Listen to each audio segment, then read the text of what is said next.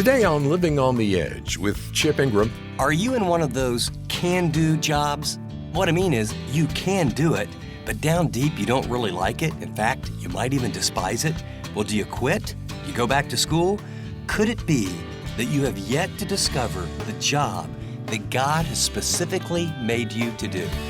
Stay with me and let's find out. What if you actually looked forward to Monday mornings? What if work wasn't just the price you pay for weekend freedom, but a source of deep satisfaction and purpose? Most people spend 60 to 80% of their waking hours counting down to Friday, trapped in jobs they don't enjoy. They've swallowed the lie that we are what we do. On today's edition of Living on the Edge, Chip Ingram unveils a liberating truth. You're not what you do. You're crafted in God's image with unique gifts, passions, and purpose. And when you discover and fulfill your divine calling, work transforms from drudgery into delight. A bit later, Chip will also describe one of the largest match opportunities in the history of Living on the Edge so that you can double the impact of your generous year-end support. But right now, let's turn our attention to the subject at hand, leaving a legacy that lasts forever. Work is a calling, all work is sacred, and our work is to flow from our unique purpose. Now, if you're called to be a plumber, or a builder, or a software engineer, or a stay-at-home mom, you will tell others about the love of God by actually how you do your work and by what you say. The New Testament command is Colossians 3:23, whatever you do. Now let's see, what do you think that would cover? Is this just spiritual stuff, quote? Whatever you do, work at it with all your heart as working for the Lord, not for men. This is revolutionary. Now let me give you 4 kind of specific ways that are real practical and general to develop this, and those that you love to pass it on. And then what I want to do is I want to take this very specifically in the second half of our time about how do you help those you love discover God's calling for their life. But before we do, let me give you 4 quick things that, especially for those of you that might have kids that are still at home, or you're in those earlier years. Number 1, give them a lot of jobs growing up. Your kids need to learn to cook and help out at 11 and 12. Everyone needs to be able to handle and do their own laundry, by the early teen or preteen years. You want them to learn to work at an early age. Second, feed them responsibility, responsibility, responsibility. Give them jobs, feed them responsibility. Number 3, demand excellence and develop a work ethic. We have just got into this, our little kids' psyche. We don't want them to feel bad. My kids will tell you, and maybe I was a little over the top. I had one son that had a struggle in school, and he had the gift of sloppiness. And so he would do his homework, and I couldn't even read it. He said, well, Dad, it's the best I can do. I said, well, the best you can do, I guess, is not quite good enough because and I would give him, the little dad sermon, and I really love you, son. Now do it again. And that's how you learn to clean out the garage. That's not bad. Now try it again. The reason the vacuum cleaner, you pick up the rug and you actually vacuum under the rug, okay? Now, I'm not talking about being perfectionistic, over-the-top, wacko, although my kids at times would say I had small moments of that. It was, if they don't learn to work well and work with excellence and work to an audience of one, where do you think they're going to pick that up? One of the greatest gifts I think I saw my wife and I give our children is they know how to think and they know how to work. And the final thing I would say is teach them, and I allude to this, to work for an audience of one. And when they're young, like I told them, I said, I understand no one can see behind here that's really dirty and all the cobwebs and, the spiders that are coming out of the corner and stuff that's upsetting your mother. But the reason you clean here is because we're not doing this for me or for your mom. You do your best because your work is an offering to God. Did you see it? This was really one of the core Reformation principles. The priesthood of the believer was one. This other was living life before the face of God. All that we do, all that we are, as an offering. And so those are 4 little things: jobs, responsibility, excellence, audience of one. Now, let's get real practical. Help them discover God's calling for their life. And to do this, you need to ask the following questions. And by the way, this isn't original. What is your shape? Actually, there was a pastor, I think, from Saddleback who wrote a book that has this word shape. But it was such a good acronym, I stole it.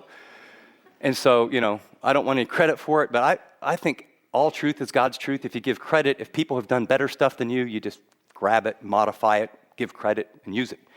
So this acronym of a shape, I think, is very, very helpful. And here's your role with your disciples, with the people that you love, with your kids, with your grandkids, with the people in your Bible study. You want to be a student of them. See, your role, you've got 365 days to live. If you're going to die 365 days from now, and at the end of that 365 days, let's say they live another 20 or 30 years, let's just round it, 70% of their waking hours they're going to work. How valuable would it be if you could help them discover what they were made by God to do and spend 70% of their waking hours doing what God made them to do with joy and fruit and impact, and they woke up and said, thank God it's Monday? Can you imagine the gift that would be? Not only to them, but to the kingdom. And my suggestion is you'll have to become a student. Your role changes. We have unconsciously bought, how do I help the people I love be successful and how I help them be happy? That takes you down probably very negative paths. What I can tell you is if you help them discover who God made them to be and fulfill their calling, this sort of side thing will happen. They'll probably be pretty successful and they'll probably be very happy. But that's a side benefit. That's not the goal. So what is your shape? So number one, ask them, what are their spiritual gifts? Help them discover their spiritual gifts. You have the core passages in the New Testament, Romans 12, 1 Corinthians 12 and 14, Ephesians 4. And I went over those quickly. But there's lots of excellent resources to help people discover their spiritual gifts. So we put together a thing called Your Divine Design. It's an audio series and a DVD series that walks people through a process of discovering their primary spiritual gift. What did God make them? What is their passion spiritually? What did He create them to do in terms of spiritual gifts? My son, Ryan, I'll give a number of real practical illustrations, was not a student. I mean, he would have 6 weeks where he'd get like A's and B's. And I mean, he was a smart kid, but very lazy. And he doesn't mind me saying this because it's very true. And so from 6th grade to 12th grade, he didn't put 2 6 weeks together ever. And I mean, like his joke is, I was grounded, I think, from 7th grade on, It's not really true, but I mean, he made me nuts. He just wouldn't do his work. But so I said, okay, I'm responsible for his education. Here's a book by C.S. Lewis. I want you to write me a book report, and he did. And then here's the major Bible themes by Chafer and Walvard. And I mean, it's like this. And this is during the summer. You're not going to work at school? That's okay. I'm going to be responsible. You're going to learn to read, write, and think. And so you read a chapter, and there's 20 questions at the end. You have to go into the Bible and answer all of them. Well, he did. Here's what I learned about my son. He led 4 of the 6 volleyball players in high school to Christ. He had a Bible study in our home. When he was supposed to be studying, he went and learned how to play the guitar very well. And when he got bored playing the guitar, he went out and played the drums. He loved God. He had a passion for God's word, and he hated school. Now, part of the discipline was I just was on him. And then when he got done with school, he said, well, I think I'd like to go to college. I said, well, I got a stewardship issue here. Because, we're going to, I don't have a lot of money, and so we're going to have to both pay as much as we can. But you need to work for a year and save $8,000 to $10,000 because you've never put 2 6 weeks together. Why should I put $10,000 of God's money down and you go off to college and blow $10,000? So you need to work for a year, and then you pay for your first year. And if you're consistent and do it well, then by then I think I'll be able to handle the next 3 years. I'll pay at least your tuition, and you can work. And he looked at me like, Dad? I said, yes, son. Now, do you understand? Now, some of you are looking at me like, you must be the harshest, meanest, baddest father I've ever heard. Now, think about this. Again, am I not being consistent? It's not my money. It's God's money. He's blown the last. Why would his behavior change because he goes off to college and has more freedom, can do more? Well, I will tell you what. He did a couple jobs that he thought, I don't think I want to do this the rest of my life. He saved about $7,000 or $8,000. I charged him rent in his bedroom from day one. So the goal is to what? Help him to become responsible. Now, we had fun. We played hoop. I loved him. We had a great relationship. Well, but what I saw was his motivation and spiritual gifts were in this area of teaching and discipling. And I praise God for Joe Stoll, who was the president of Moody Bible. He and I were on the phone. I described my son. He said, I knew a guy just like him once. I said, I'll tell you what, I'll let him in Moody Bible. I'd rather have a guy who's not as studious, who loves God and has a proven track record. And I said, well, who's this person you know that was like this? He said, it was me. He said, I hated high school. He said, I never started studying, so I started Greek and the Bible and all the rest. I said, Joe, you got a doctorate. He goes, man, Chip, it's not about brains. It's about calling and motivation. We'll hear more from Chip Ingram's message in just a moment. First, we're inviting you to multiply your year-end donation through an exciting match that's active right now. I'm sure you're watching the trend, and it is so exciting. I mean, all across our high schools and college campuses, there is a spiritual awakening taking place. The time to respond is right now. Living on the Edge is ready. There's never been a more important time to disciple the next generation. God is moving. We've created the resources. We have the game plan. 30 years of God's faithfulness and lots more to accomplish. God has sustained Living on the Edge for 3 decades because people like you said yes. Now we're asking again, but with a twist. Living on the Edge meets young people in the digital spaces where they actually live. Because of the match, your donation will be matched dollar for dollar in the month of December. Will you give to the next generation? Our most fruitful years are ahead. And when you support this match, you're not funding yesterday's methods. You're investing in a discipleship strategy that actually reaches the smartphone generation right where they are. Double the impact of your gift at livingontheedge.org. From his series called Leaving a Legacy That Lasts Forever. Again, our Bible teacher, Chip Ingram. Well, my son ended up at Moody. He graduated from Moody. He clept out of courses. He got through. He loved Greek. He's a pastor, and he's in a ministry that's God's blessing. But part of it was, what's his spiritual gift? That's going to be a big part of what God, when you come to Christ, God's going to give a primary, I believe, motivation and a ministry cluster for you to fulfill. In other words, if this is your good work you're to walk in, doesn't it make sense He's going to put something in you, a power supernaturally for you to do it? The second is, what's their heart? Where's their passion?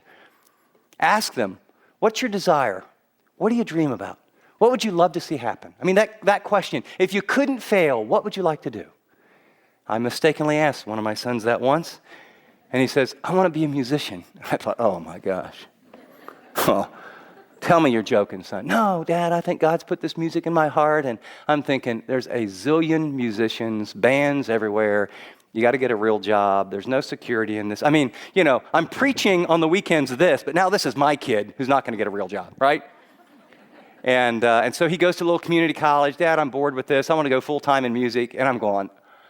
And so I can still tell you where I was here in the kitchen, the table's here, Jason was right there, and I'm giving him the logical parental, well, after you get done with school and you need to have enough security, and I'm giving him all this, basically, money, you got to take care of yourself over here, and the fear of a dad thinking you'll never be happy because you're going to end up, a has-been little musician that's traveled around and wasted your early years. So I'm, in my flesh, I'm worried about his happiness and money. And so he's in the kitchen, and I'm giving him the opposite of what I'm preaching, which is not good as a pastor or a father. And he looked at me and goes, hey, Dad, who's that guy who said, dream great dreams and follow the passions of your heart, think outside the box, and make a difference for Jesus?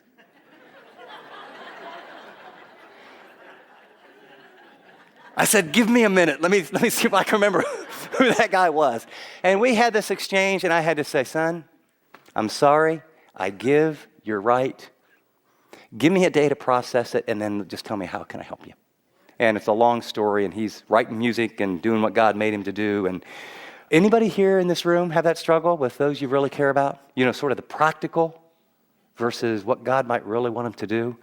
A is for aptitude. What are you good at? The fourth is personality. You need to look at how your kids are wired.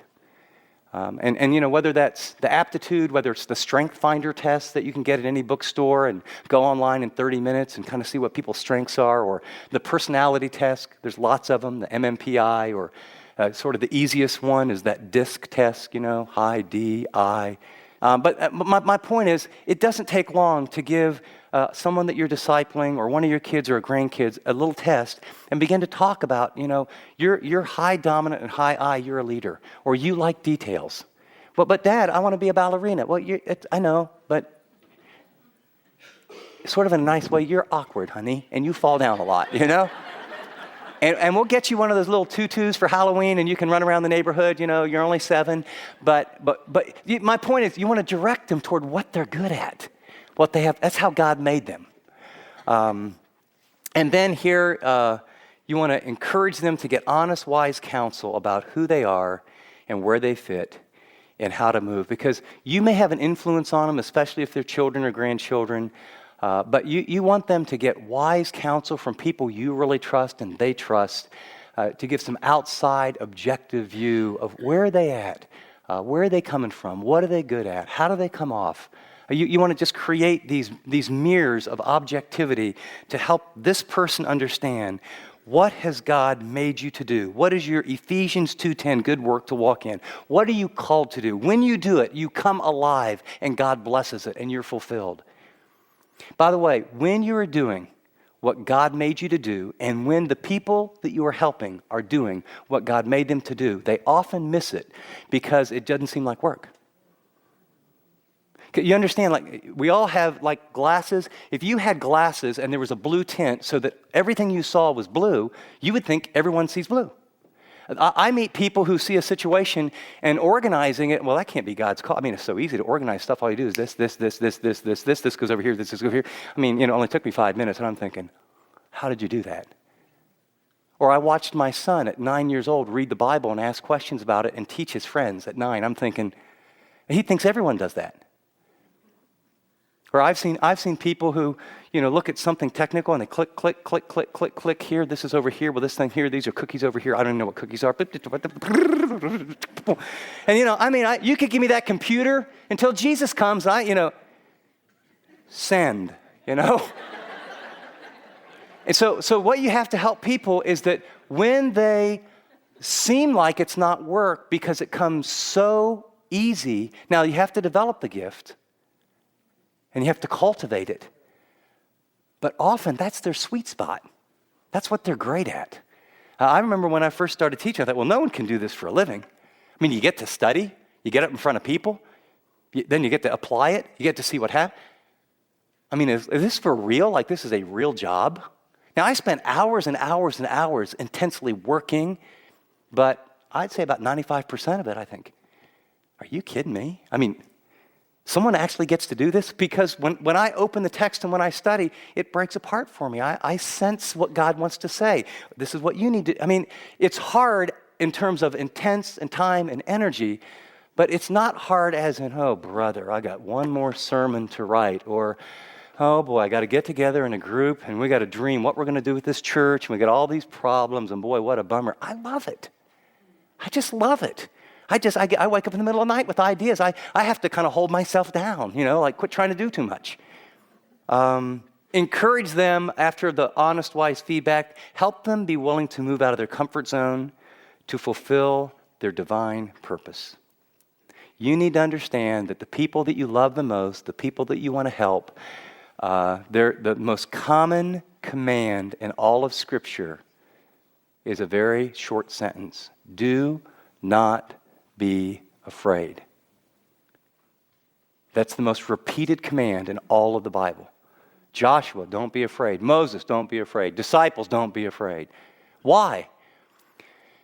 As one ancient Greek philosopher said, safety is the greatest hindrance to all human endeavor. All of us tend to want to be safe and secure. I had to literally say to one of my sons, son, you're in this community college, and you can't go back there next year. We'll look at different schools, but you have this dream. But he just didn't want to get away from home. This is the same son. I put roller skates on him, and I said, you can't come back inside till noon. I don't want to learn. It's hard. I know it's hard. And I pushed him and did all this stuff. When he got his first bike, it was like, I don't want to learn to ride. I mean, he could never get him out of his comfort zone. But man, every step of the way has been pushing him where he didn't think he could go. Lovingly, gently. But you have to help people understand. A lot of people, that's why you're where you're at. It's called coaching. Most of us can never fulfill what God made us to fulfill unless there's someone who does two things. There's an arm around us that says, I love you, I love you, I love you, I love you, I love you, and there's a foot that I love you so much that I'm not going to let you stay in this little spiritual, emotional, geographical cul-de-sac of safety. Okay? And so the life message is, you were created to work. Would that change a person? I was made for this. The lie is that you are what you do. You've been fed it. You are a housewife. You are a doctor. You are a scientist. You are a builder. You are a bricklayer. You are a plumber. That's a lie from the pit of hell. The truth is, do what you are. You are not what you do. Do what you are. You are created in the image of God with a spiritual gift, with a personality, with a passion, with aptitude, with skills, with experience to do this designed Ephesians 2:10 good work. Discover it and then help others discover theirs. And when you do, work becomes a gift from God instead of drudgery to get out of so you can go play on the weekends. Chip Ingram is talking about leaving a legacy that lasts forever. How to give your kids and grandkids what money can't buy. Please stay with us. We're going to hear an important closing comment from Chip in just a moment. First, I'm excited to share that Living on the Edge has activated one of the largest match opportunities in our 30-year history. So now's the time to leverage your December year-end giving. Whatever amount God places on your heart to give will be doubled in size, yielding twice the impact. And the deadline for receiving your gift is December 31st. And we'll use these gifts to come alongside parents, grandparents, and their kids with tools, resources, and encouragement so that people of all ages discover how to apply the Bible to every aspect of their lives. At Living on the Edge, we know that many families are struggling to answer questions about the Bible and the Christian faith.